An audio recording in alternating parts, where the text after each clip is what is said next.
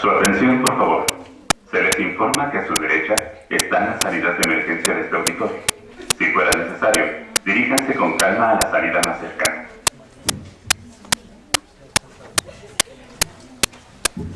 Buenas tardes, bienvenidos al segundo día de actividades de la jornada de género. Hoy en día, en este horario nos toca escuchar a dos personas bastante distinguidas. La primera es Claudia Ivette Navarro Corona, quien es licenciada por la Facultad de Psicología en la UNAM, se tituló en el 2009 con mención honorífica, ha colaborado con distintas organizaciones de la sociedad civil, entre ellas el Instituto Mexicano de Investigación en Familia y Población.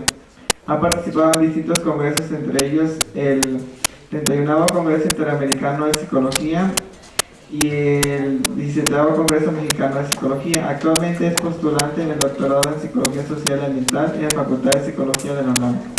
Ha participado en investigaciones vinculadas a la salud y sexualidad desde la perspectiva de género. Actualmente realiza como proyecto doctoral una exploración sobre el proceso de apropiación de los derechos sexuales en mujeres heterosexuales, lesbianas y bisexuales. Colabora en la Asociación Civil Musas de Metal, grupo de mujeres gay, así como en el colectivo Las Hijas del Maíz. La segunda persona con la que contamos hoy esta tarde se trata de licenciado Ignacio Lozano Verduzco, quien estudió la licenciatura en Psicología del programa de alta exigencia académica de la Facultad de Psicología de la UNAM y se recibió con mención honorífica. Estudió en el 7º Diplomado en Violencia Familiar y Derechos Humanos en el Instituto de Investigaciones Jurídicas y el 7º Diplomado en Diversidad Sexual en el Programa Universitario de Estudios de Género de la UNAM. Colaboró como asistente de investigación en la Unidad de Investigaciones Psicosociales de la Facultad de Psicología de la UNAM en proyectos de investigación sobre relaciones interpersonales y género. Colabora en Género y Desarrollo, en donde ha coordinado proyectos de investigación en torno al tema de masculinidades. Es asistente de investigación en la Unidad de Ensayos Clínicos del Instituto Nacional de Psiquiatría Ramón de la Fuente. Sus trabajos han sido presentados en congresos y publicaciones nacionales e internacionales y capítulos de libro, así como presentaciones en conferencias y ponencias en diferentes partes del país. Trabajos que versan sobre identidad sexual, homofobia, género y violencia. Es autor principal de los libros Las redes de amistad de varones jóvenes, su género y violencia. Es autor principal y el involucramiento de los hombres en la trata de personas con fines de explotación sexual, un estado de la cuestión. Su trayectoria académica ha sido reconocida a través del Premio de la Juventud del DF 2013. Ha impartido materias de estadística y métodos de investigación a nivel licenciatura en varias universidades de la ciudad. Actualmente es estudiante del doctorado en Psicología Social de la Facultad de Psicología de la UNAM, con el proyecto Identidades y Estados de Bienestar, Malestar Emocional de Hombres Gay de la Ciudad de México. Fue consejero técnico representante de los estudiantes de la Facultad de Psicología de la UNAM 2007-2009 y consejero editorial del periódico Reforma 2002. Entonces ahora cedemos la palabra a ellos.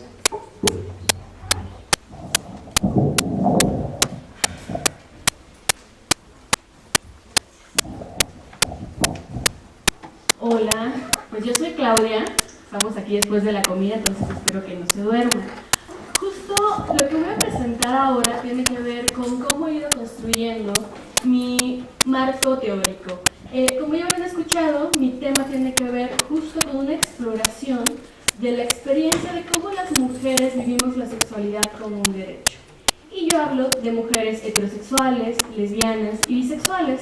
El día de hoy solo les voy a hablar justo cómo es que todo este recorrido que yo he ido haciendo tiene que ver con una invisibilización de la salud sexual de mujeres que tienen sexo con otras mujeres. La que sigue, por favor. Les traigo esta cita de Foucault, que me parece que habla un poco sobre cómo es que podemos ver la sexualidad. Él dice, el sexo no es una fatalidad, no, es una posibilidad de vida creativa. Es así que, por lo tanto, el sexo podría ser eso, a partir de lo cual nosotras y nosotros y nosotres podríamos estar construyendo nuevas posibilidades de vida, ¿no? La que sigue, por favor. En este sentido, vale la pena pensar un poco qué es la sexualidad.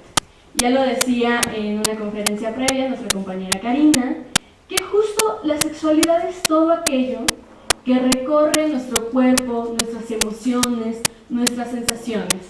Es mentira que existe una sola sexualidad y que esta sexualidad es meramente genital.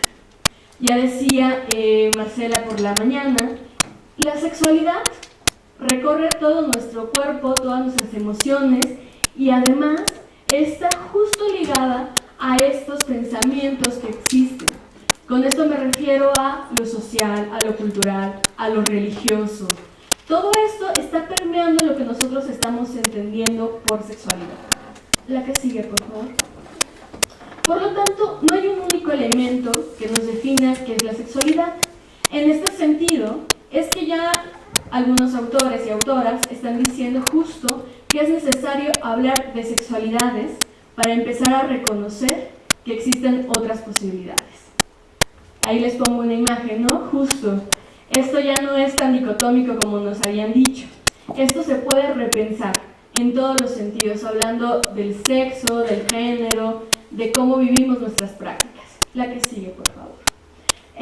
Sanz nos dice que justo las sexualidades son comprendidas como construcciones culturales, fluidas y maleables, que siendo características de todos los seres humanos, no son ajenas a contextos de significados y están atravesadas por jerarquías sociales, ejes de desigualdad, relaciones de poder y además están mediadas por manifestaciones de diversidad. En ese sentido me gustaría un poco hacer como una reflexión. Nosotros estamos aquí, ahorita en la Facultad de Psicología, y tenemos como un concepto de sexualidad a partir de nuestra propia experiencia. Me pregunto, ¿qué pasaría si nos fuéramos a una facultad de psicología, pero por ejemplo de Chiapas? Quizá ya la definición que se estaría dando de sexualidad sería parecida, pero no necesariamente idéntica a la que cada uno de nosotros tenemos. Por tanto, están mediadas por todas estas condiciones estructurales, ya lo decían en la mañana, patriarcales, también capitalistas y también heteronormativas, ¿no? La que sigue, por favor. Sin embargo, existen una serie de mandatos sociales que nos han hecho pensar que la sexualidad es de una forma. Figari nos dice justo que a partir del siglo XIX tenemos perfectamente definida la representación de dos cuerpos. Con dos cuerpos se refiere a que se nos ha asignado desde que nacemos un sexo, ya sea hombre o mujer. Siempre nos han encasillado en uno o en otro. A partir de este sexo, además, se nos ha encasillado en el tipo de roles que tenemos, ya sean masculinos o femeninos. Y además, se nos ha encasillado en un deseo, casi siempre hacia alguien distinto, hacia un sexo distinto al que nosotras tenemos. Esto es, hay que entenderlo como un mandato social. La que sigue, por favor. Por tanto, todo lo demás, todas las demás experiencias fluidas, líquidas, que están dinámicas, pareciera ser que en este mandato social no entran. Podemos ver, por ejemplo, la primera imagen, que es uno de los primeros hombres transexuales que se embaraza. Podemos ver justo ese dinamismo en cómo yo puedo a través de la ropa, del maquillaje, vestirme de uno u otro sexo. Y bueno, por supuesto, la bisexualidad, ¿no? Que se permite esta fluidez entre los cuerpos que decides o no amar. La que sigue, por favor. Dentro de estos mismos mandatos sociales, se nos ha dicho que el verdadero hombre se define en función de su desempeño sexual. ¿Cuántas veces no hemos escuchado que a un hombre le preguntan ¿con cuántas mujeres te has acostado? ¿A qué edad iniciaste tu vida sexual?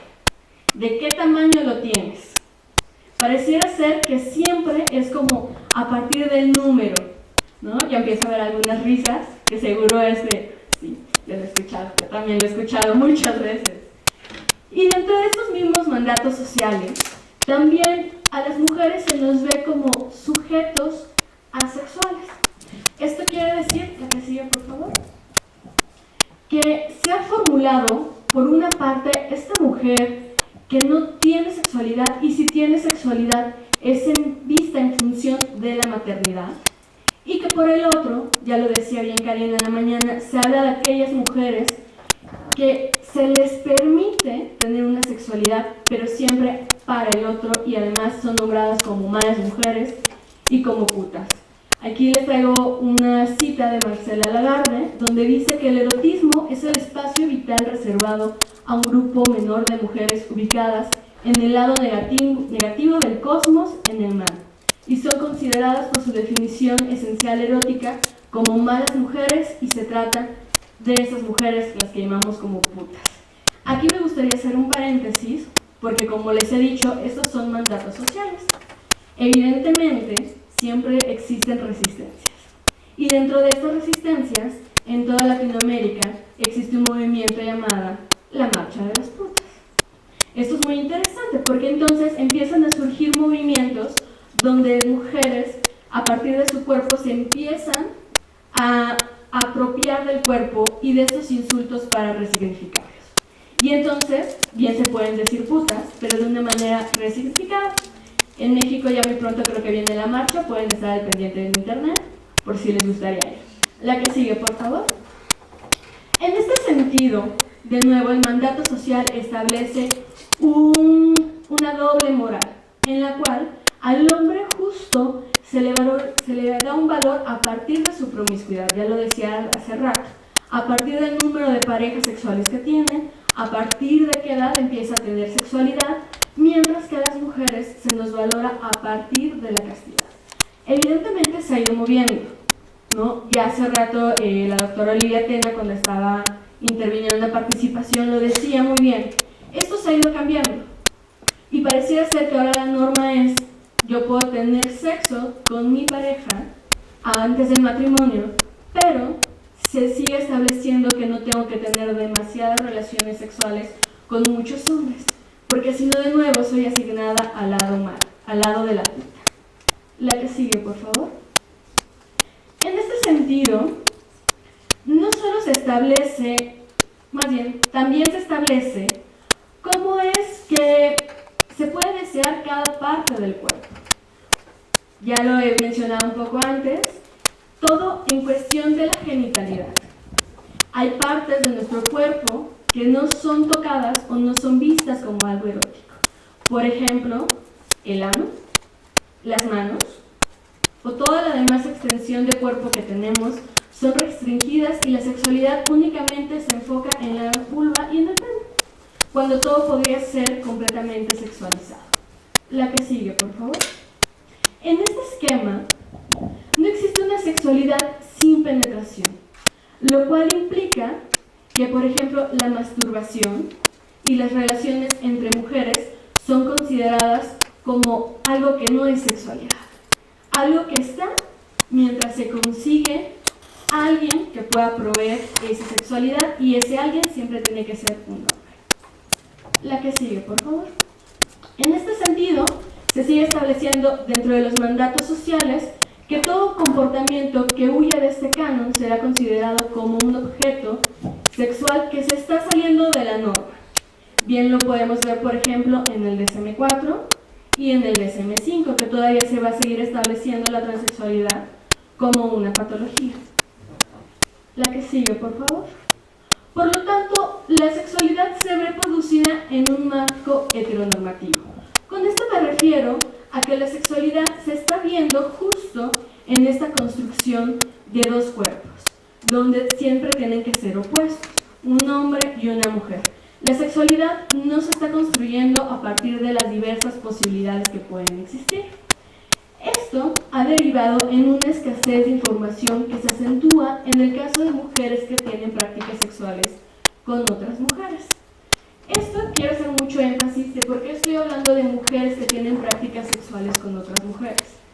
Porque si bien hay un movimiento de lesbianas y de mujeres bisexuales que se está haciendo presente como un movimiento social, existen otras mujeres que no necesariamente se tienen que nombrar como lesbianas o bisexuales, pero están teniendo prácticas sexuales con otras mujeres. Entonces, de manera independiente a como yo me pueda estar nombrando, resulta que si buscamos información, casi no hay.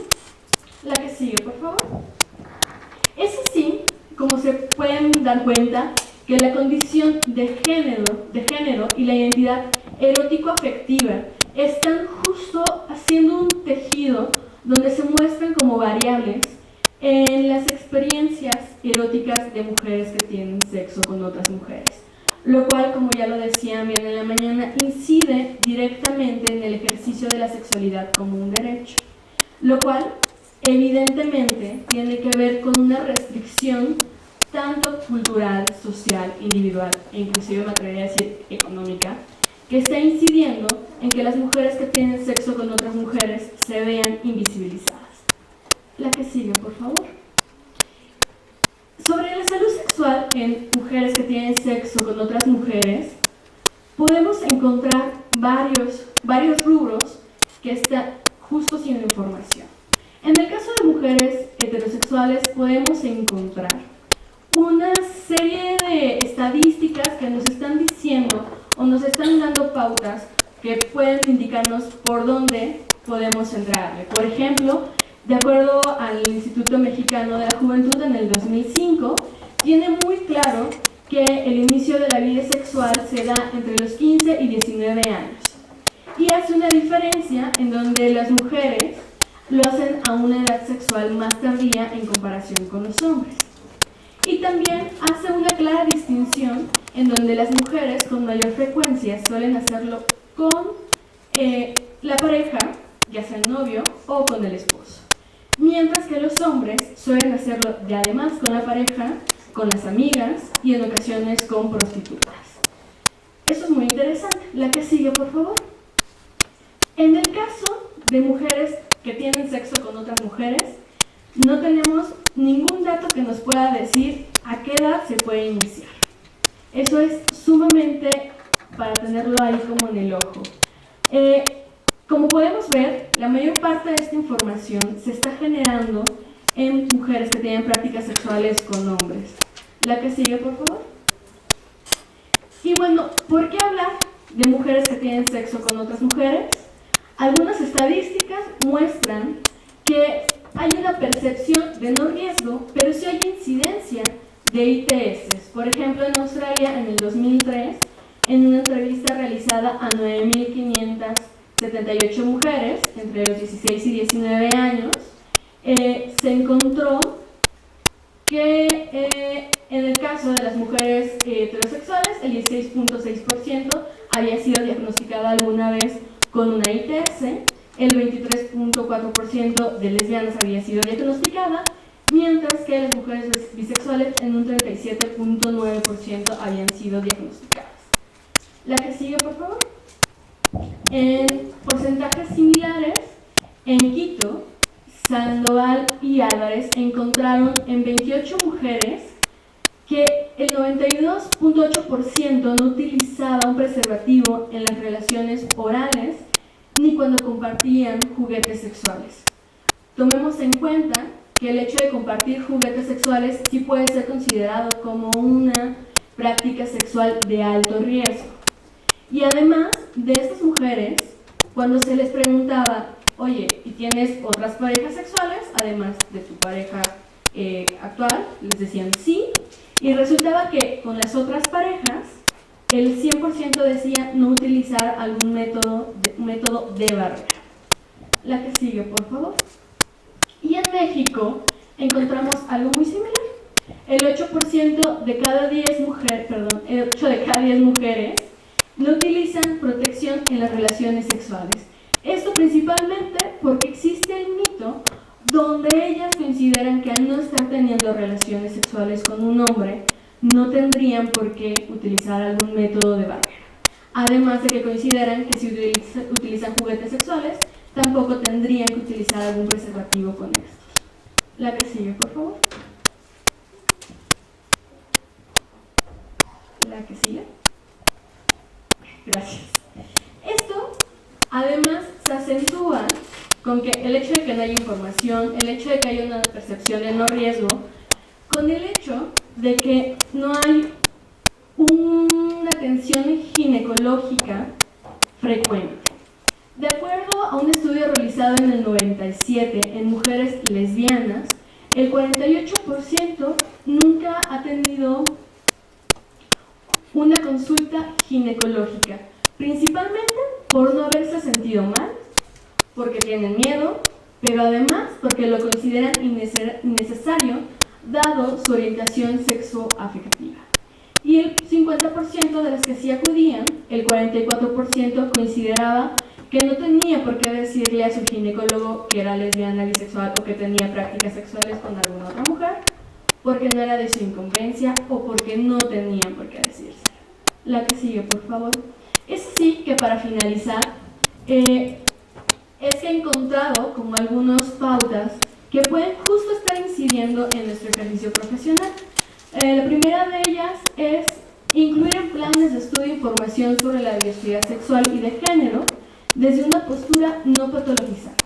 Con esto me refiero a justo hablar sobre las posibilidades sexuales desde una visión donde dejemos de pensar inmediatamente en qué es normal y qué sería lo anormal.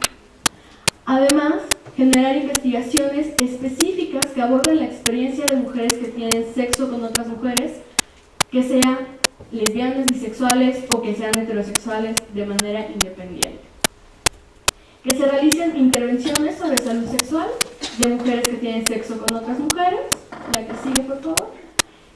Que se sensibilice al personal de salud, porque, como se dieron cuenta, es un factor que está incidiendo en esta invisibilización social, y fomentar la atención ginecológica en mujeres que tienen sexo con otras mujeres. La que sigue, por favor.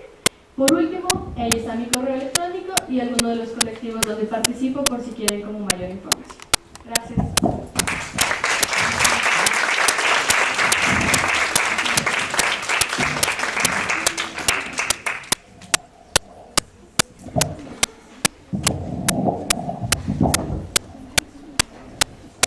Hola, muy buenas tardes a todos y todas. Primero quisiera felicitar a todas las organizadoras de este evento. Me da mucho gusto ver a tanta gente aquí y agradecerles la invitación por venir a presentar. Yo les voy a presentar algunos resultados de mi tesis de doctorado. Mi tesis de doctorado es sobre identidades y experiencias emocionales de hombres que se identifican como gays o homosexuales de la Ciudad de México. Y hay dos razones por las cuales toco como el tema que tiene que ver con... Para la presentación de hoy, primero quise hablar sobre cibersexo, porque fue algo que surgió en las entrevistas que realicé.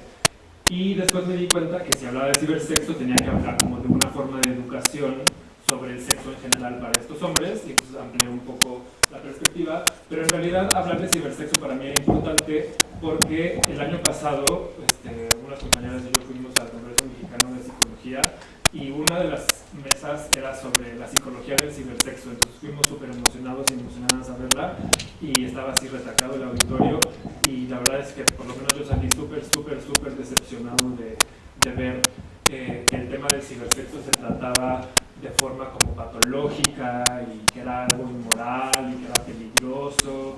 Entonces como que salí y dije, no puede ser que mis colegas de la Facultad de Psicología de la UNAM estén hablando de esta forma sobre el cibersexo. Y la otra razón es porque hace un par de semanas tomé un curso sobre adicciones que dan en el Instituto Nacional de Psiquiatría y una de las doctoras que dio una de sus ponencias hablaba sobre la adicción al internet. Y también, ¿no? Como un tinte súper patologizante, desde un modelo médico rehabilitatorio como muy castigador. Entonces, a mí me hizo como preguntarme mucho sobre los hombres con los que yo había trabajado para mi tesis. Y entonces, además, en ese curso nos hablaban de la patología dual. No sé si han escuchado hablar de la patología dual, ¿no?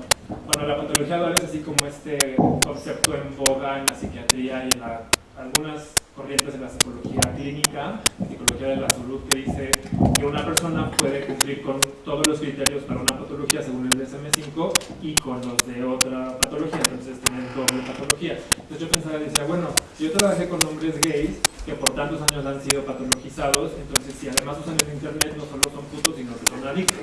Entonces como que me pareció muy importante hablar de este tema y como tratar de deconstruir un poco cómo se usa el internet y qué fines cumple para una minoría sexual como son los hombres gays, ¿sí? Entonces el tema es el sexo y la educación informal, ¿no? Entonces, en general. ¿Me pasa la siguiente, por favor? como les decía, mi tesis es sobre identidad y sobre experiencias emocionales. Entonces, para que pueda yo expresar, que tenga un poco de sentido en los datos que les voy a presentar, me pareció importante hablarles un poco de cómo estoy consiguiendo yo en conceptos de identidad, ¿no? Cuando yo empecé a hacer la investigación hace ya 3 años, encontré como con 2 grandes corrientes en la psicología sobre identidad. Una que le puse corriente individualista y otra que le puse corriente interaccionista. Y entonces en la individualista encontramos como estos grandes psicólogos reconocidos como Erickson, como Freud, como Sullivan, que nos hablan de no tanto identidad, sino de lo que ellos llamaron personalidad, ¿no? Y que además es un concepto que nos enseñan muchísimo en psicología. Y describirían la personalidad como una serie de etapas que se van presentando a lo largo de la vida y que además tenemos que ir venciendo y como si fuera un obstáculo y vamos pasando a la siguiente, y si no pasé bien la anterior, entonces ya tengo problemas en la siguiente y así, entonces voy arrastrando como todos los problemas de mi pasado y de mi infancia a mi vida adulta. Entonces me parecieron que son modelos que, si bien son descriptivos, son lineales y hasta cierta medida deterministas, ¿no? Entonces lo que me pasó a cierta edad va a determinar cómo vivo todas mis demás relaciones en el futuro y en el juventud, ¿no? A diferencia de la corriente individualista, la corriente interaccionista habla de resignificar la personalidad como identidad y entiende la identidad como esas respuestas que nos hacemos de forma idiosincrática a la pregunta de ¿quién soy? ¿No? Entonces, es algo que está como siempre presente, tal vez no estamos conscientes de ello, pero siempre nos estamos como contando una narración, contando un cuento de quién soy, qué me gusta y qué no me gusta, y dónde encajo y dónde no encajo, y eso es de identidad, ¿no? Entonces, estos autores lo que dicen es que la identidad es multifacética, es permanente, es dinámica y implica un diálogo. Eso me parece muy importante, un diálogo constante y permanente con todos los contextos que me rodean, ¿no? Entonces hay que tomar en cuenta no nada más mi contexto familiar y personal, sino hay que tomar el contexto cultural, político e histórico, ¿no? Y esto fue muy importante para mí porque en mi proyecto fue muy importante analizar justamente cómo los contextos fueron impactando en la subjetividad de los hombres. Ahorita les voy a platicar un poquito más de eso, ¿no? Y en el caso de los hombres gays homosexuales me parece importante hablar de contextos porque si nosotros nos remitimos como a la historia del concepto de homosexual, sabemos que es un concepto que surgió a finales del siglo XIX en un intento como por vindicar la sexualidad y la expresión sexual de hombres que tenían prácticas sexuales con otros hombres, ¿sí? Y entonces, antes de esa época, en la época... en el modernismo, pues, pero se castigaba las conductas sexuales entre hombres se castigaban, ¿no? Eran criminalizadas. Y cuando empieza a surgir el tema, ya el concepto de homosexual, empieza a haber una serie de estudios, viene Freud a platicarnos como esto de la patología sexual, y entonces empieza a patologizarse, ¿sí? Entonces ya la persona que tiene los hombres que tienen prácticas sexuales con otros hombres ya no son criminales, pero sí son enfermos, entonces hay un potencial de curarlos. Entonces, con esa historia me parece como muy importante tomar en cuenta los contextos, porque puede ser que dependiendo de esos contextos, la manera en que los hombres subjetivaron ese concepto haya diferido, ¿no? La siguiente, por favor. Ya se habló mucho como de sexualidad y de género, pero quisiera nada más como retomar algunos puntos. En psicología, en sociología, en antropología sabemos que la socialización, o sea, este proceso como de enseñanza que se ha dado toda la vida, se hace hay una socialización diferenciada por sexo, ¿no? Entonces, a los niños se les enseñan unas cosas, a las niñas se les enseñan otras cosas, y esa socialización ha producido este binomio que conocemos de masculino y femenino. Pero es muy importante, y desde los estudios de masculinidad a los cuales yo me adhiero, tomar en cuenta que esta construcción de la masculinidad está permeada por un componente fundamental que es el poder, ¿sí? Y el poder sobre otros, el poder de subordinar, no nada más a las mujeres, pero también a otros colectivos de hombres que no tienen las características que deben de cumplir como hombres que debemos, ¿sí? Entonces, hay una serie de, Celia Moro le llama pactos patriarcales, que son como una especie de acuerdo que hacemos entre hombres, y no es que lo hagamos conscientemente y yo vaya con mis compadres y les diga vamos a ponernos de acuerdo para joder a esta chapa, no, sino que son cosas que debido a los procesos de socialización históricos, políticos y sociales que aprendemos y que sabemos hacer muy bien, donde excluimos sin darnos cuenta a ciertos cuerpos como de estos espacios hegemónicos, ¿sí?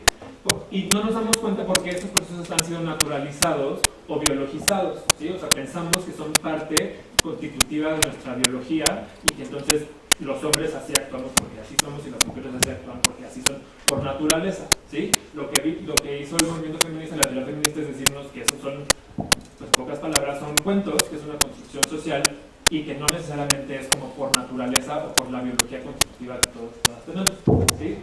Una cosa muy importante de esta biologización, que está muy unida a la categoría de género, es la heteronormatividad, ¿sí?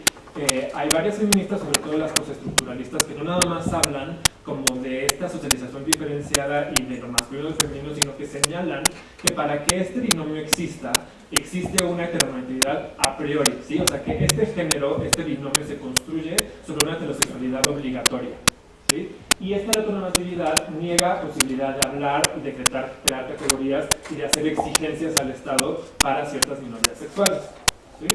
Es en ese sentido que lo que algunos autores han llamado disidencia sexual, a diferencia de diversidad sexual, cuestiona la normatividad, ¿sí? La siguiente, por favor.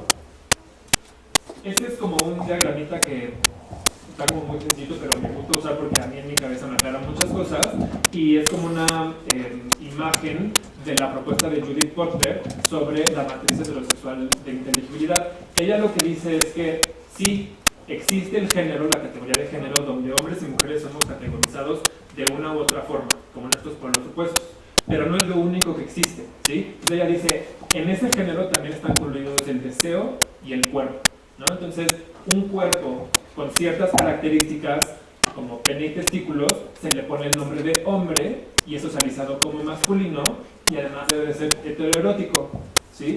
Y un cuerpo que nace con vagina o con vulva se le pone el nombre de mujer, es socializada como femenina y también debe de ser heteroerótica, ¿sí? ¿Por qué pongo homoerótico del otro lado? Porque de este lado es donde se está lo que ostenta el poder, ¿sí? Entonces hay poder de los hombres sobre las mujeres, lo masculino sobre lo femenino y de lo heteroerótico sobre lo homoerótico.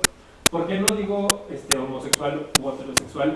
Es porque, lo que les platicaba hace rato, el homosexual nace como un personaje, como una identidad patologizada, ¿sí? Entonces hablar de heteroerótico o homoerótico me parece, o la propuesta que tengo es que nos permite hablar del deseo y no de la identidad y nos permite nada más hablar como de una dimensión de la persona y no de la persona como homosexual únicamente, porque es mucho más que eso. También pongo esta figura porque esta estructura también ha sido descrita por antropólogos mexicanos estudiando disidencia sexual en diferentes partes del país. La siguiente, por favor. Bueno, esto me lleva entonces a hablar de la masculinidad hegemónica, ¿sí? La masculinidad hegemónica es como este concepto donde nos describen cómo debe de ser un hombre. Inicialmente, sí fue como se propuso, ¿no? Las características que un hombre de verdad debe de tener. A mí me gustan estas propuestas porque me parecen un poco más flexibles. Por ejemplo, Maristani nos dice, no nos habla tanto de la hegemónica, sino del género, y dice que se constituye por una serie de actos repetidos, y esto lo toma prestado de Judith Butler del concepto de iteración, dentro de un marco regulador muy rígido o matriz de inteligibilidad heterosexual, lo que les mostré en la diapositiva anterior, que se congela con el tiempo para producir la apariencia de sustancia de una especie natural. Entonces, esta matriz, aunque es una construcción, aparece en nuestra cotidianidad como algo biológico y natural, ¿sí? Y con él, lo que nos dice es que la masculinidad hegemónica es la configuración de prácticas de género, o sea, se basa en esto de acá abajo, que engloban la respuesta admitida actualmente al problema de la legitimidad del patriarcado, que garantiza la función de los hombres y la subordinación de las mujeres.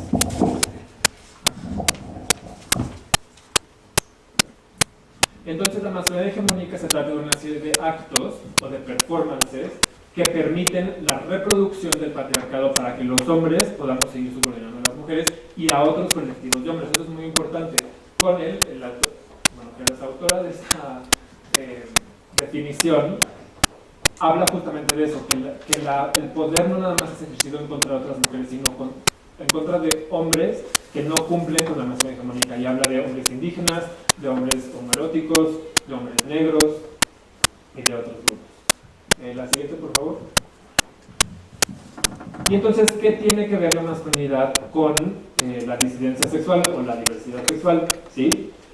Debido a que la construcción de la masculinidad se basa en la noción del poder y en posiciones jerárquicas de unos sobre otros, tiene que ver con la masculinidad hegemónica o el estudio de la masculinidad tiene que ver, no es tanto sobre lo que los hombres son o somos, sino cómo nos relacionamos con el poder y cómo lo ejercemos, ¿sí? Y como dice Kaufman, la violencia de los hombres no nada más es en contra de las mujeres, sino que hay violencia contra otros hombres y violencia contra uno mismo. Entonces, una de las formas de violencia de los hombres contra otros hombres es la homofobia. En el imaginario, si recuerdan la grafiquita de la matriz, estaba hombre y masculinidad y heteroerotismo. Y en el otro lado estaba homoerotismo, porque el homoerotismo se percibe como eso débil y femenino, ¿sí? Entonces, al concebir el homoerotismo como algo femenino, lo ponemos en subordinación y entonces nos permite estudiar eso es lo que nos permite estudiar la homofobia. Pero la homofobia es un ejercicio de poder sobre aquello considerado femenino, también sobre hombres y mujeres homosexuales, pues, pero tiene que ver, a mi gusto, más con una forma de oprimir lo femenino, ¿sí? Marcela Lagarde también dice que la homofobia es una forma de violencia de género. Algunos estudios lo que han enseñado, bueno, lo que han mostrado es que los hombres son más homofóbicos que las mujeres y que los rasgos masculinos o instrumentales están más relacionados con el ejercicio de la homofobia, ¿sí? Entonces no nada más tiene que ver como cuestión social, sino en el ejercicio, en las conductas, en las actitudes también se puede ver. La siguiente, por favor. Bueno, con todo esto, la forma en que yo entiendo la identidad gay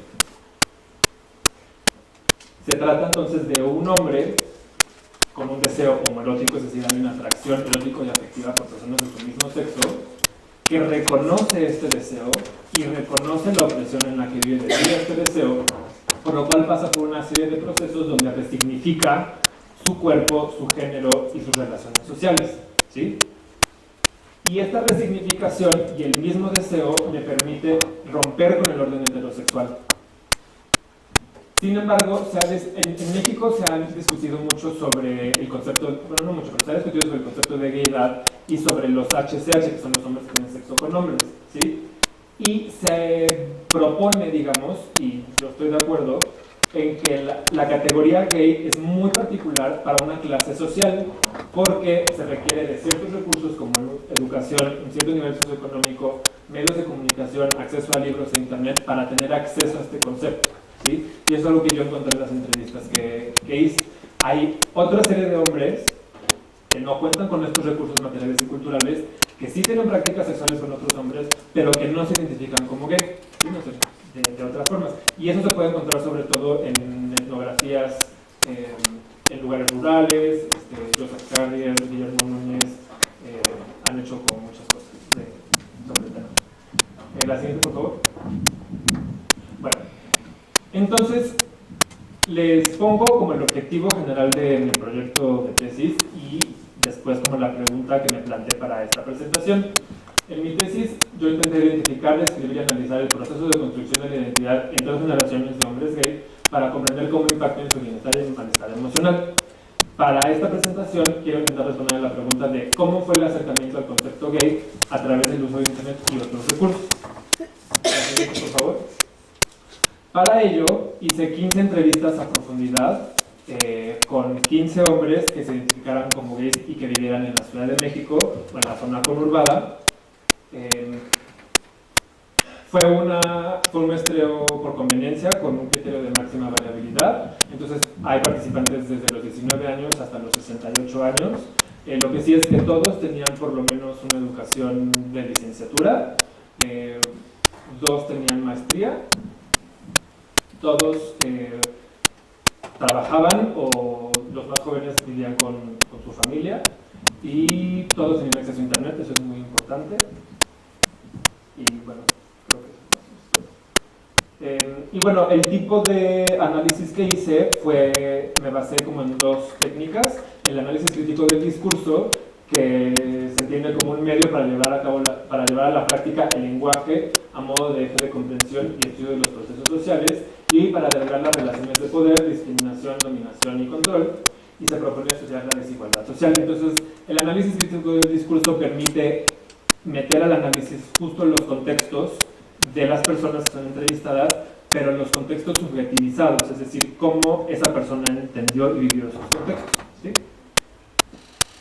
La siguiente, por favor.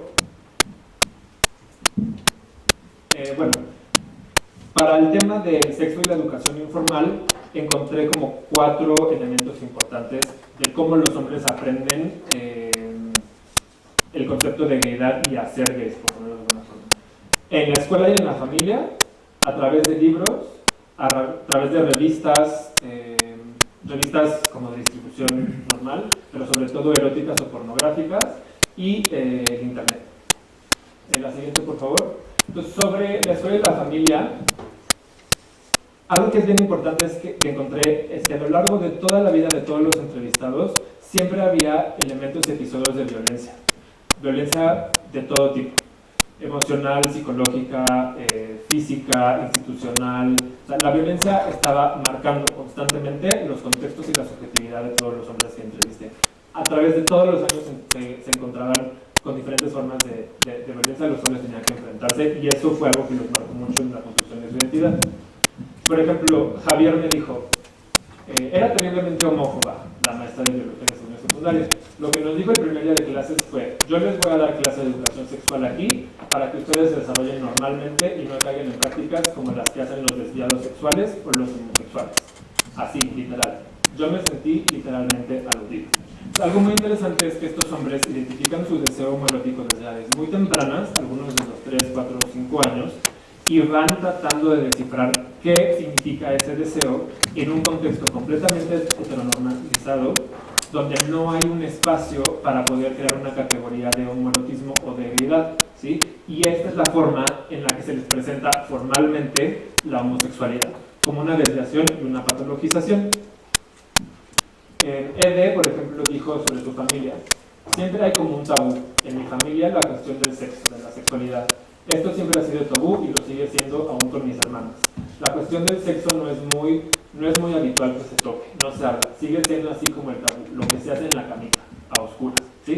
Eso tiene que ver con lo que platicaba Karina hace rato, de cómo no se habla abiertamente de la sexualidad en la familia, ¿sí? Mucho menos de la homosexualidad. Entonces, si en la familia no se habla del tema del cuerpo, del placer, del sexo, de los genitales, en la escuela esta es la forma en que se le presenta. Y estos son como narraciones que me parecieron ejemplares porque muchos hombres lo compartían. Inclusive algunos me platicaron, estudiantes de esta universidad, que me platicaban de cosas que decían sus profesores de licenciatura sobre la homosexualidad. Inclusive hay digo, no tiene que ver, pero no tiene que ver, un evento de violencia que me llamó mucho la atención de uno de los entrevistados en la Facultad de Ingeniería, de cómo uno de sus profesores hizo, como que elaboró todo un plan para discriminarlo y evidenciarlo en frente de sus compañeros para que fuera discriminado, ¿no? Entonces, a ese grado, por ejemplo, otro de los entrevistados fue golpeado 2 veces en su secundaria por ser homosexual, por sus amigos. Entonces, la violencia está siempre presente y me parece que esta es una forma de violencia también. La siguiente, por favor.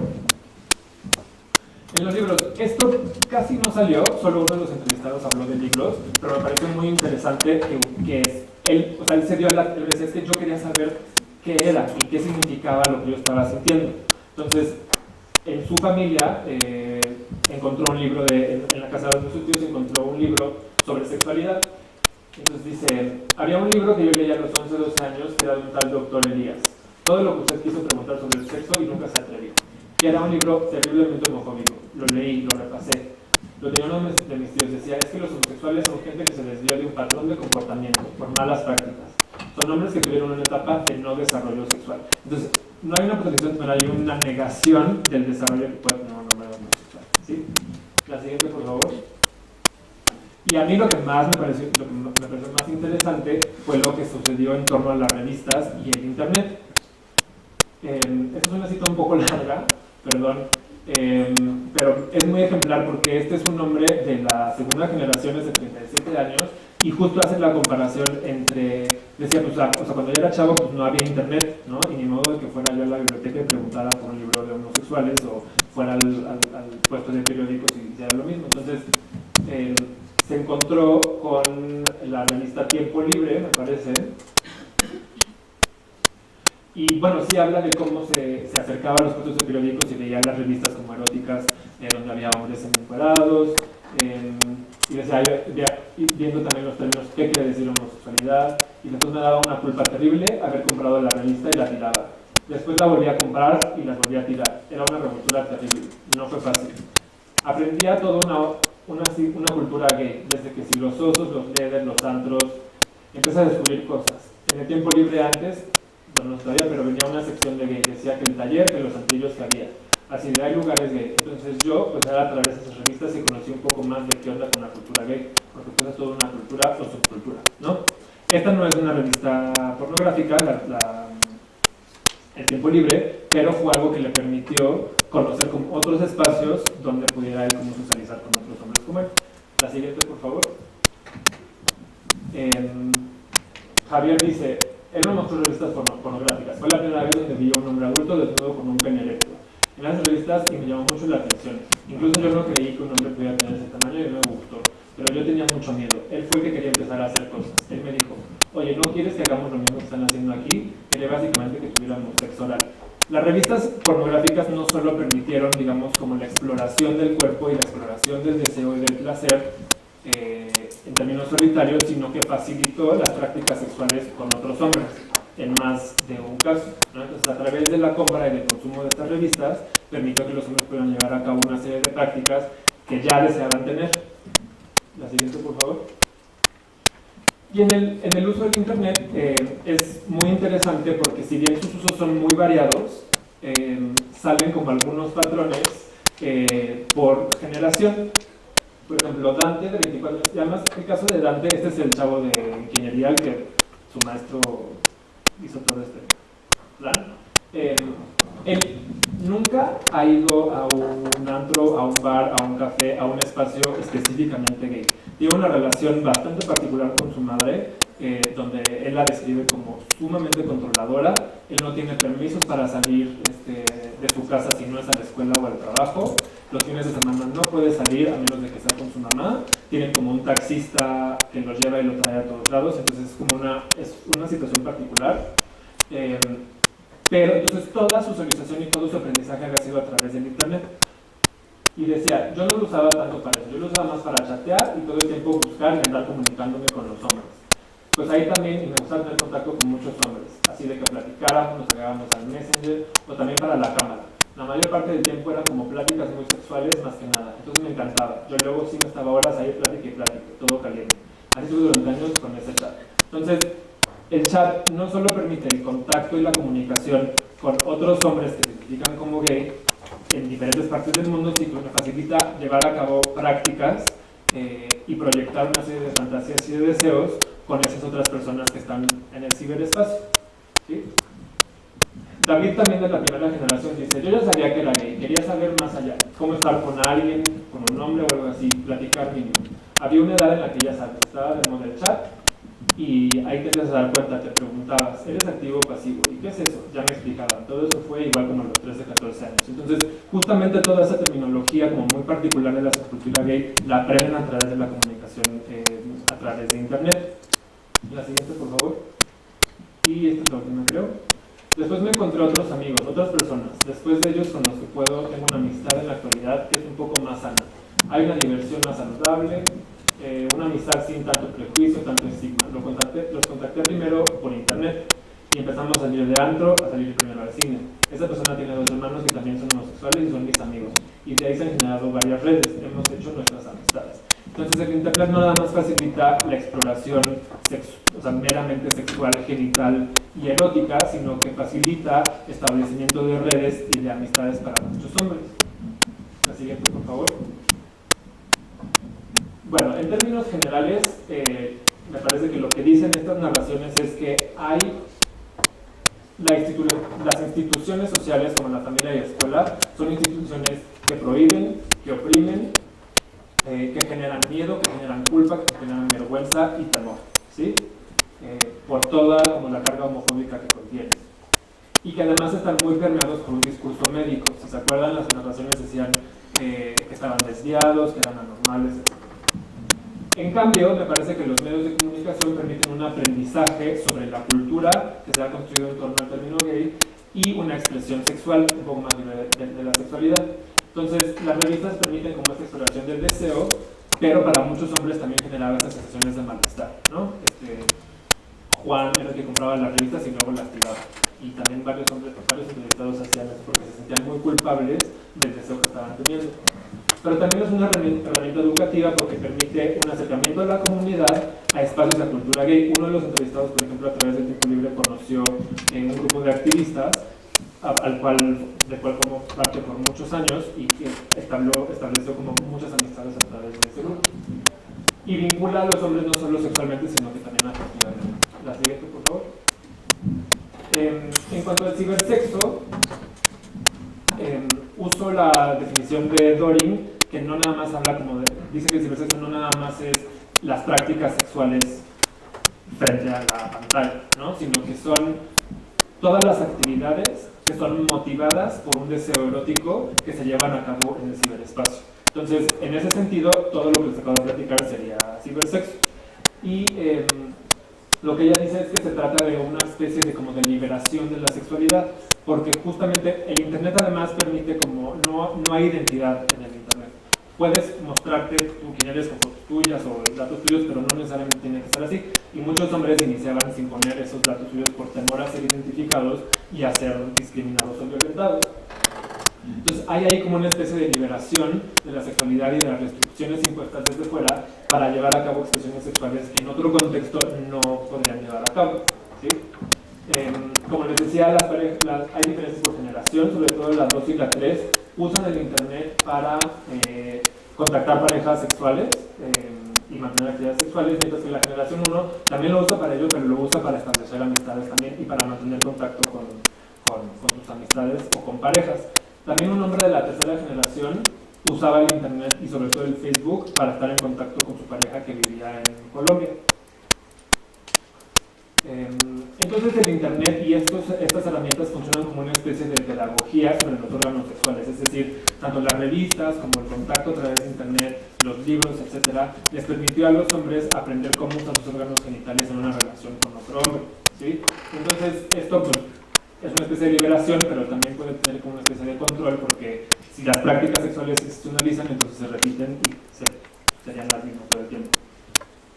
Y bueno, Donna Haraway habla como del concepto de cyborg, de cómo nuestros cuerpos a través de la cultura y de las nuevas tecnologías ya no son como únicamente, el límite no es mi piel, pues, ¿no? O sea, sino que los cuerpos se han vuelto porosos y que los límites se han modificado porque no nada más uso el Internet para comunicarme y para establecer relaciones sexuales, sino que además uso un celular que me tiene conectado al Internet todo el tiempo. Entonces, hay como una apertura en el uso del cuerpo y de sus límites. La siguiente. Pues bueno, eso es todo de mi parte y ahí están mis datos por si quieren contactarme. Muchas gracias.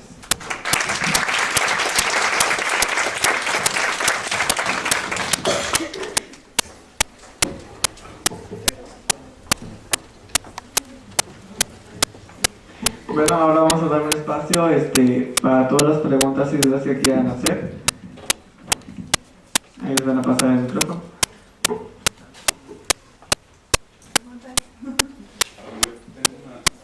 ¿Cómo se explica la socialización del deseo? Por favor, es que estaba ahí y no me queda. Bueno, yo hablo de socialización en el deseo como, es un término realmente bastante simple. Una de las categorías que surgió en hacer las entrevistas es la del deseo, es algo que yo no tenía contemplado que fuera a surgir. Entonces, cuando yo me refiero a la socialización del deseo, me refiero a cuando los hombres lo comparten, o sea, le dicen a otra persona, mi deseo es homoerótico, ¿no? O sea, yo me identifico como gay o me identifico como homosexual. A eso me refiero, pero es un elemento como fundamental para muchos de los hombres porque tiene que ver con el salir del closet, pues, o sea, literalmente es eso. Entonces, el salir del closet es un proceso emocionalmente muy cargado, ¿no? Porque a lo largo de toda la vida les estuvieron diciendo lo que estás haciendo, lo que sientes está mal, es incorrecto, es un pecado, estás enfermo, aunque no fuera directamente, ¿no? Entonces, el hecho de que estos hombres comprendieran y primero aceptaran, digamos, como que se reconciliaran con ese deseo, es como el primer paso que yo identifico del salir del closet. Y luego viene la parte de socializarlo, ¿no? Ahí hay diferencias por generación. generación. Para los hombres más grandes les vale, o sea, sobre todo a su familia, no les interesa decirle a su familia, y muchos nunca se lo han dicho a su familia. En cambio, para la generación 1 es fundamental poder compartirlo con la familia.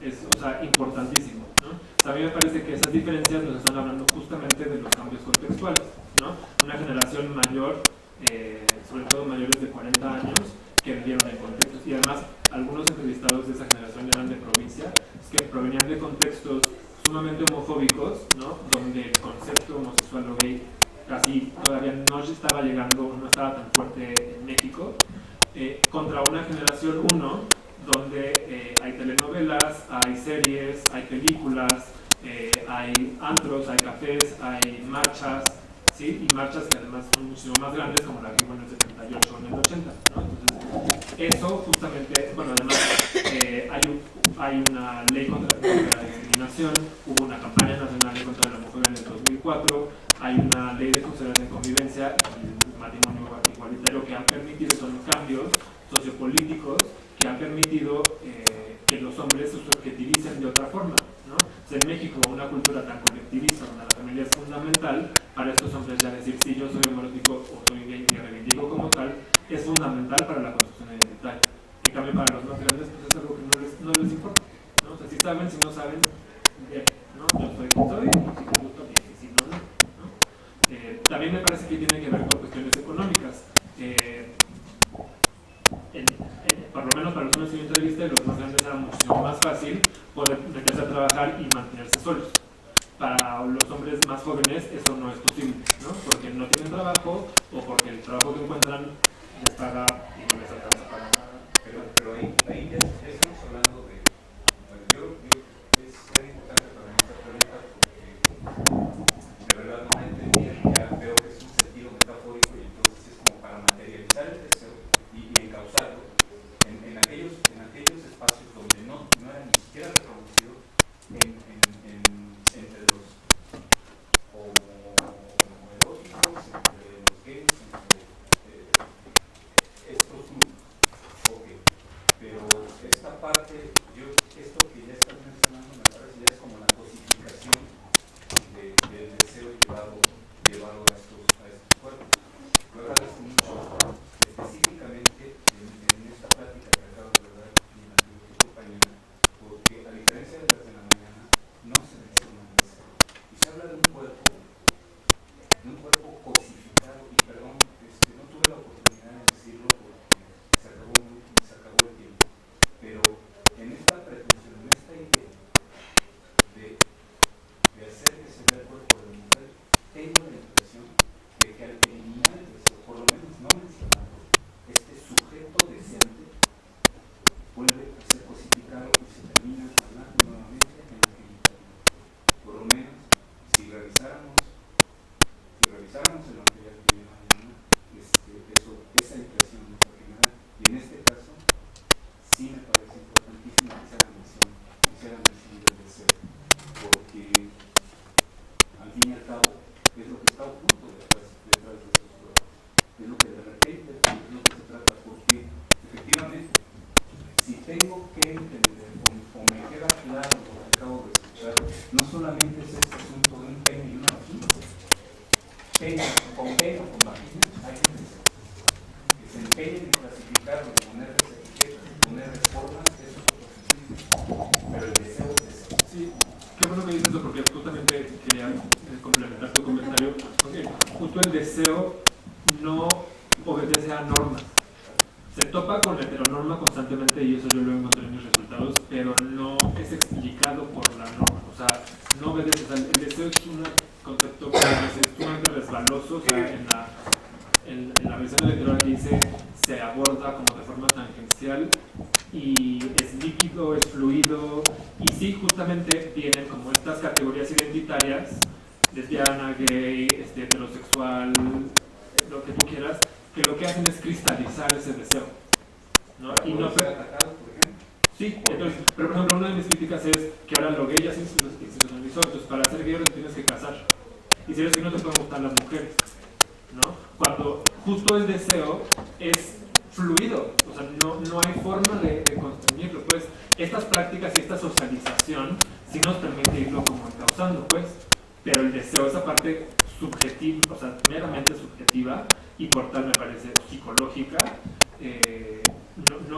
no hay forma de encasillarlo. Para hacer un poco a Pablo Fernández, dice que lo que se cumple o lo que puedes obtener es el objeto del deseo, pero no el individuo del deseo. ¿No te gusta? Es una representación de ese deseo a partir de conceptos y de imágenes que vamos adquiriendo de una construcción social. Sí, y por eso es tan importante el contexto, porque los contextos son los que nos brindan esas herramientas simbólicas para poder ponerle nombre a nuestro deseo. ¿De acuerdo? Gracias. No, gracias a ti.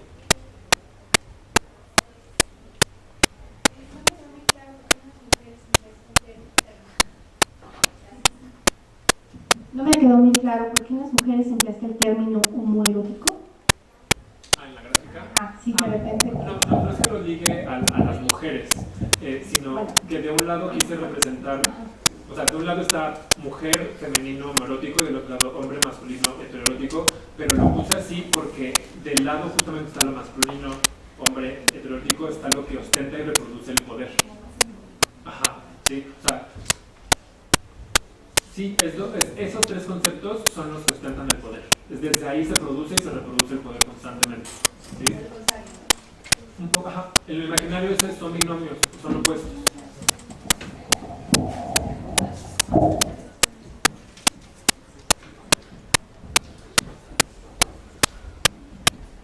En tu investigación, ¿cuál fue la influencia de la religión?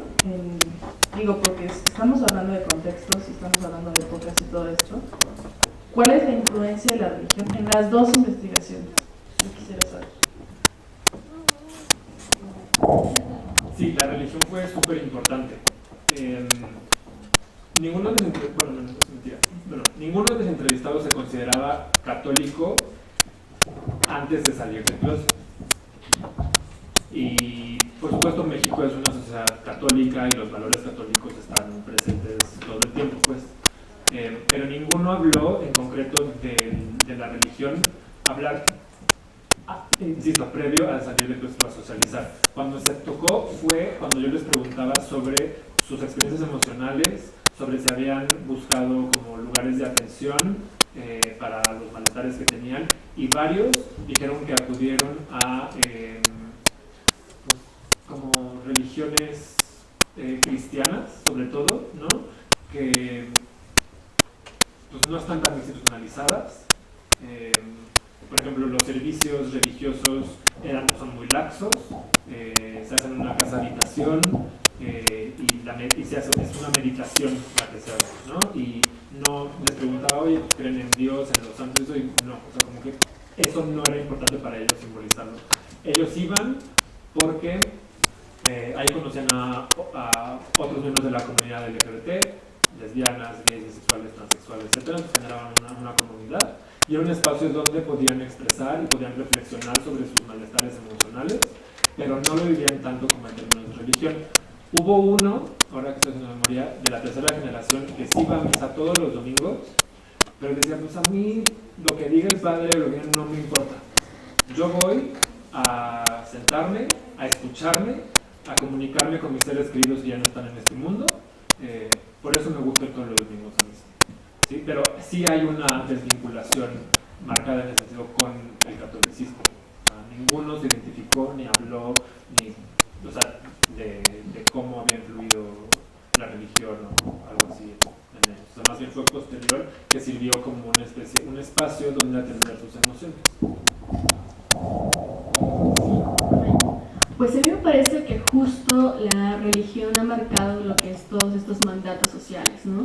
Evidentemente, si nos vamos a pensar qué define la religión por sexualidad, siempre se va a la cuestión reproductiva. Y cuando pensamos en la cuestión reproductiva, evidentemente ahí está implicado que tiene que ser un cuerpo de un hombre y un cuerpo de una mujer. Y en los breves acercamientos que he tenido con mis participantes, que eso ya no se los conté, me parece que justo hay una separación a una edad de lo que es la religión Sin embargo, sí hay una socialización a una edad muy temprana de lo que es la religión, y lo cual está permeando siempre en cómo es o qué es lo que conciben por sexualidad, cómo es que buscan la información y cómo son sus primeras experiencias. Recuerdo muchísimo ahorita el caso de una entrevistada que decía, a mí, bueno, ella estudió en una escuela religiosa y decía que la persona que les habló de sexualidad, que era su maestra, una monja, les hacía alusión a que incluso en un faje podían tener una infección de transmisión sexual. Y hasta que creció, que tenía ya como 15, 16 años, fue cuando dijo, ay, no es cierto. Y se puso a investigar, ¿no? Me parece que está permeando ahí, es algo que está, que por nuestro contexto está influyendo. Evidentemente, pues también, ¿no? Habría que ver las religiones, cómo están influyendo ahí, porque tampoco todas las religiones influyen de la misma forma, ¿no? Pero sin embargo, no solamente desde el punto del practicante de esta sexualidad, está permeado por todo esto. Si hablamos de la institución, de lo que está instituido, la iglesia está instituida, estamos pisando a la Santa Inquisición, estamos parados sobre la construcción de la Santa Inquisición y esta construcción moral que está introyectada a lo largo de las generaciones y que está colocada en nuestra psique. Y eso es lo que genera culpa. Entonces, practiques o no practiques una religión, no podemos olvidar que somos, a pesar de que se ha repetido mucho, pues venimos de esta formación occidental judeocristiana en donde estamos introyectados por ella. Y si tenemos que remitirnos a la construcción, tenemos que pensar que pues, no es un acto consciente, no nos construimos como queremos, sino por la pedacería que encontramos que está pasando, que está por donde vamos transitando. Y parte de esa pedacería viene de generaciones que a lo mejor no estaban de acuerdo, pero se les impuso. Y esto es la construcción. Nadie elige, nadie en su sano juicio elegiría algo con lo que se siente, con lo que quisiera sentirse mal. Por lo tanto, es algo que va más allá de nosotros. Y esto es científico. Esto es lo que se respira en esto que nosotros vivimos en la religión. Seamos o no practicantes, estemos o no de acuerdo. Y esta doble moral, que además ya ha llegado a niveles de descaro y esta apertura también de los medios ha dejado esto, ¿no? Se puede criticar a los homosexuales o a las marchas o a las lesbianas, pero se tiene de lado todo el mecanismo del poder, pues no pasa nada, como con Marcial Maciel. Y esa es una representatividad de un instituto, y no solo eclesiástica, educativa.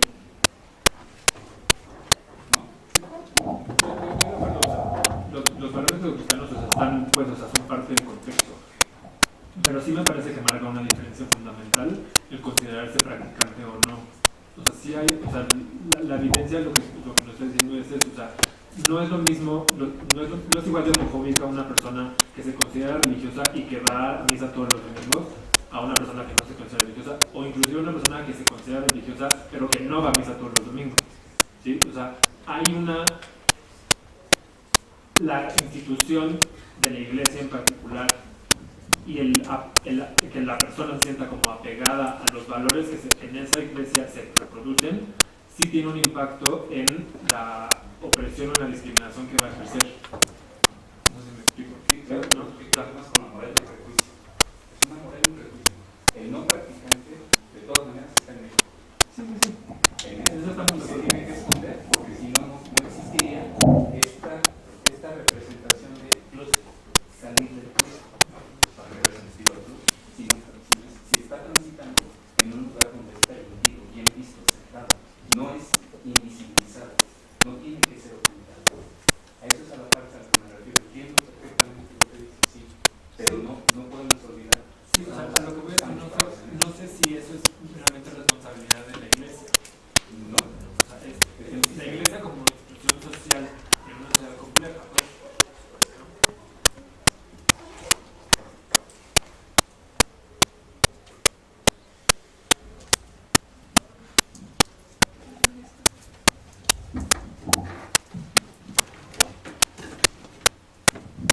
Bueno, mi participación se refiere, tomando un poco la palabra sistema, en que, bueno, culpar a la iglesia no es bueno, no solo parte de esta bueno, de este ámbito religioso, sino también el ámbito familiar, donde el individuo no puede exteriorizar a veces desde temprana edad su sexualidad con libre albedrío.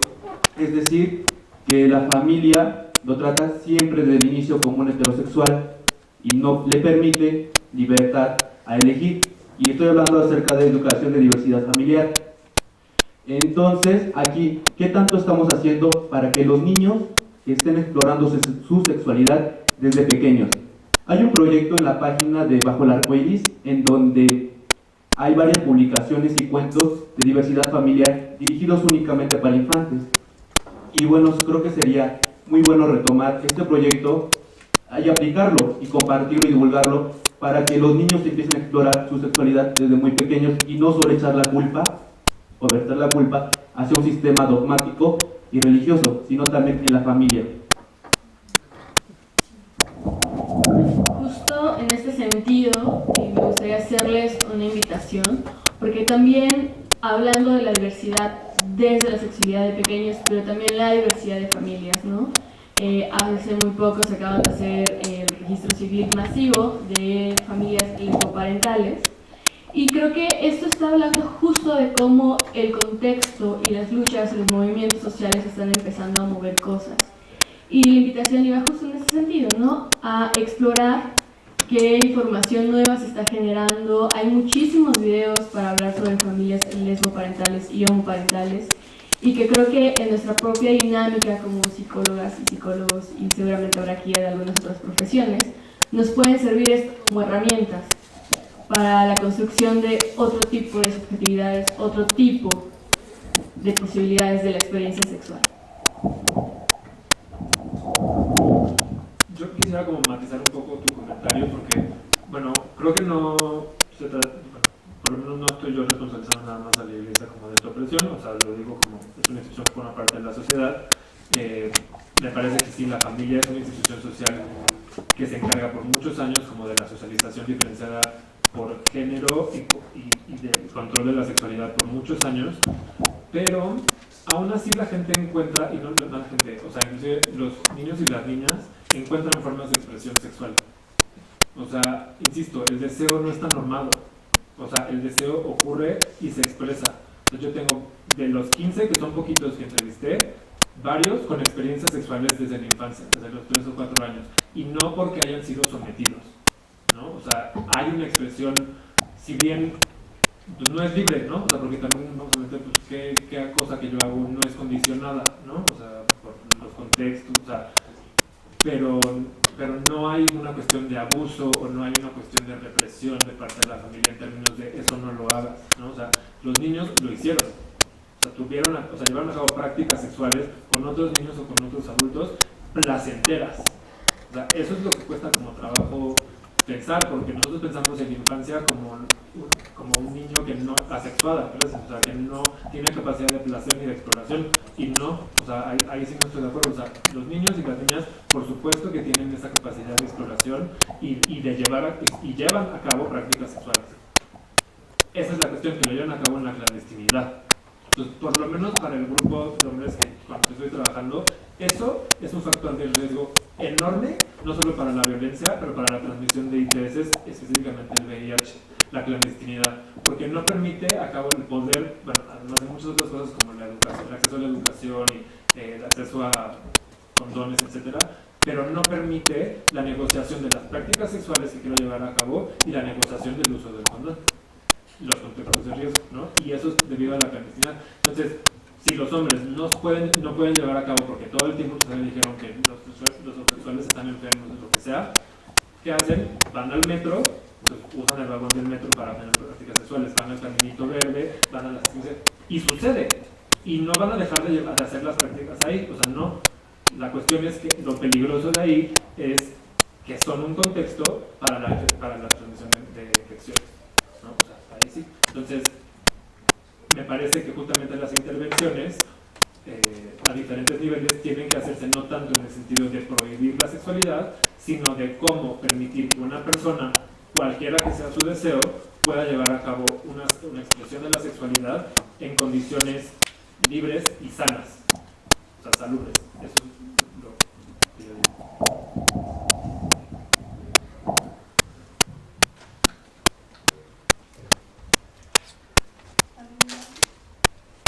¿Algún otro comentario o pregunta?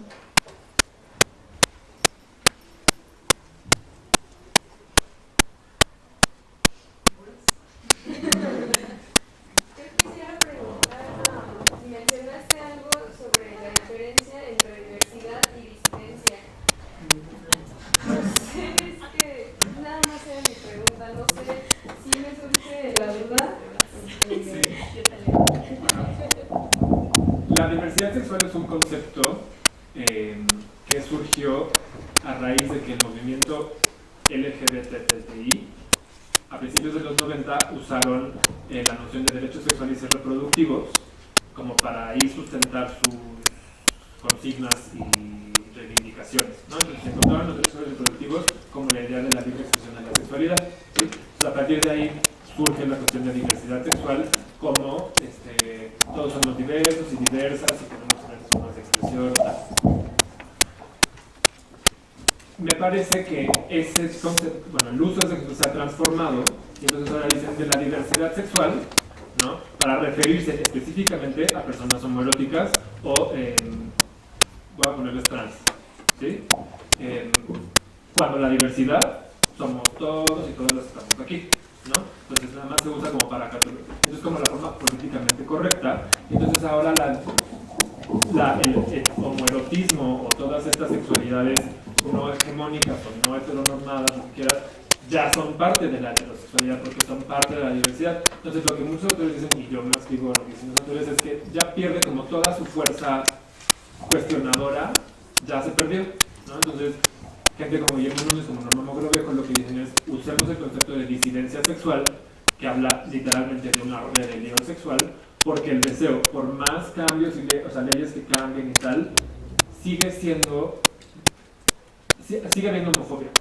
Pues, y con homofobia lo uso como un concepto paraguas, lesbofobia, transfobia, bifobia, o sea, las fobias sexuales, por decirlo de alguna forma. Entonces, me parece que sí, diversidad sexual me habla de todo y nada, ¿no? O sea, no me está diciendo gran cosa, aunque intente como abarcar cierto grupo, pero pues ese uso a mi gusto es equivocado, ¿no? Entonces el concepto de disidencia sexual a mí me parece que políticamente es muchísimo más cuestionador, o sea, está incidiendo tal cual en la matriz heterosexual, y eso es lo que me parece que siempre se tiene que hacer. O sea, una de las cosas que yo propongo es siempre se tiene que estar cuestionando las prácticas sexuales y las identidades sexuales, todo el tiempo.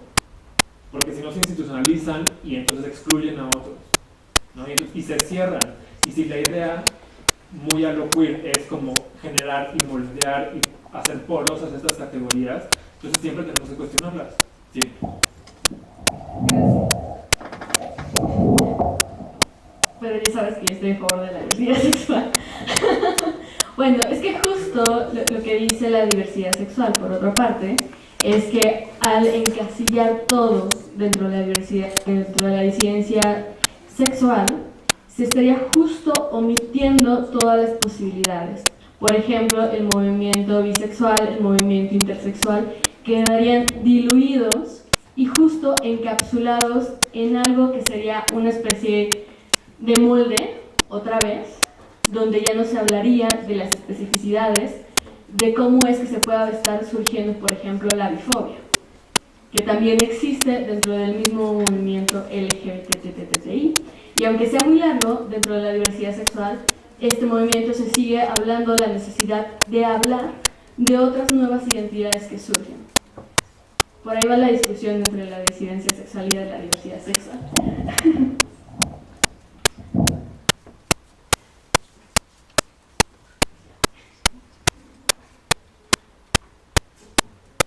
Bueno, pues ahora les vamos a entregar las constancias de su participación. Para los que piden un aplauso.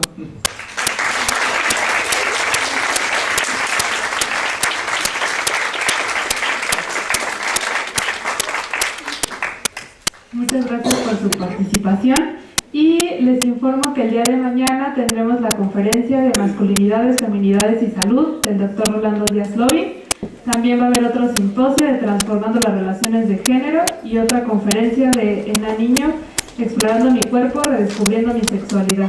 Les informamos que hasta hoy es el último día de que el PUEC nos va a acompañar con los libros, así que si quieren aprovechar y